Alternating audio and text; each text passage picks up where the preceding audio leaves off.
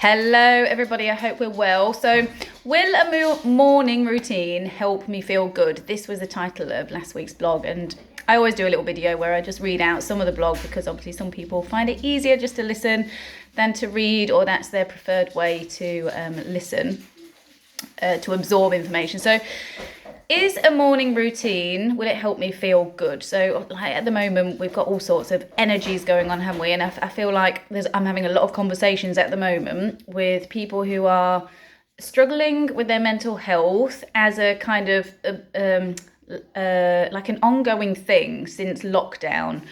It's like there's still, we're all still working through stuff. We all are, absolutely every single one of us, because life has massively changed. And what that brought up for us during the time.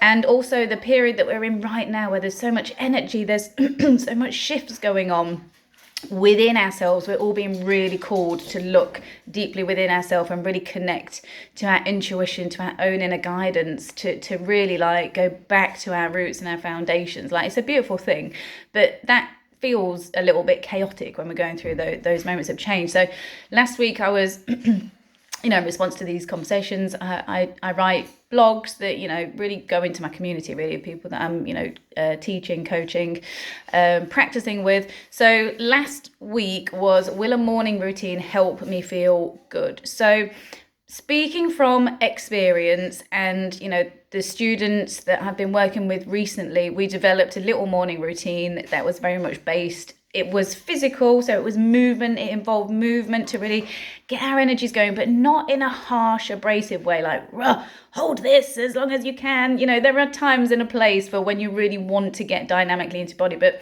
in the morning, we really just want to come into ourselves and really, acknowledge that we can really start from a clean slate every single morning. We can really wipe the slate clean. We can start again. We can reset. We can move into ourselves. We can remind ourselves of the work that we're doing right now for ourselves, and then also the things that we're focusing on in our life, our roles, responsibilities, and there are such lovely ways to do that.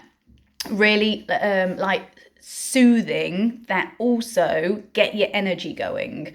So without being aggressive on the body or without being too harsh on the body, it's really about listening. So the first thing that I spoke about in this blog was really the morning routine does help our mental and physical well-being, and I'm seeing this with one of the students particularly that I'm working with right now.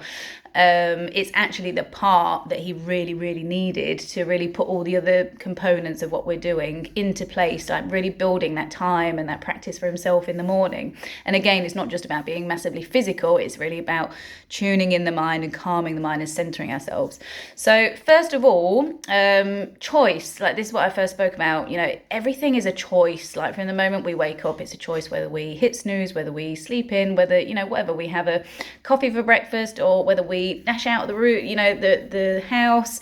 Like, it's all a choice how we set ourselves up for a day. And again, as I just said, it doesn't mean that we have to go full out every day with our blinkers on, blasting through goals. It isn't about that, because that in itself can cause a lot of stress and trauma within ourselves, because the nervous system is like always on, and we're not learning how to manage and regulate our nervous system, our emotions, and our energy. It simply means that we can mindfully choose what is best for us during those moments of self-doubt, in those moments of divine flow, in those moments of entering the unknown, and in those moments when rest is a better option than pushing on. So it's really about choosing what's right for us in that moment when we feel we need something. What is right for us, and what's the best way to navigate through it? And that's really empowering. It brings back all the power back to ourselves. We can change ourselves. We have those choices. And then to listen to our needs. So as I always say in my yoga practices, our body requires something different every week and every day. Like our emotions, our body. I'm doing this amazing thing where I'm tracking my monthly emotions and how that correlates to my cycle and the moon. And it's just so it's so informative. It is so informative, and it makes you realize the patterns that we have within ourselves. It's the same for men and women. It doesn't just have to be for women. But this is the thing, like our bodies, our mind, our aches and pains, our trauma, it shows up like differently every day. And it's understanding that we're never we're not consistent like that. We're not always the same. We change, we flow, we flux, and that's a beautiful, beautiful thing. But we just have to really be able to listen to our own needs and also identify what our needs are. So our emotional, physical, and mental states are constantly changing because we are beautiful, energetic beings who are constantly responding to the energetic fields around us and within us. Because remember, we're primarily, dealing with our own inner world. But obviously we have the outer world that also impacts us, especially if we don't have the tools to, really stand strong, feel grounded, look after ourselves first. So we must learn to listen to our needs and the current state of our being. This is known as our heart coherence and learning to speak the heart language. This is really understanding ourselves from our heart space and learning how to bring our energy back into our heart space. This is so healthy for our mental health. It really, really is, because when we're overthinking in that state of, we're just up in our heads, and to learn how to really drop back into our body, drop our energy into our heart and listen to ourselves really fully. It doesn't matter how long the process takes until you can really embody it. It's so, so important for our mental well-being. So when we understand our needs, we can take the correct aligned action to support our mental, physical, and spiritual well-being. Because obviously we have to take action. It's really not about just meditating all day. Meditation gives us a way in, but we do have to take action. We have to take aligned action.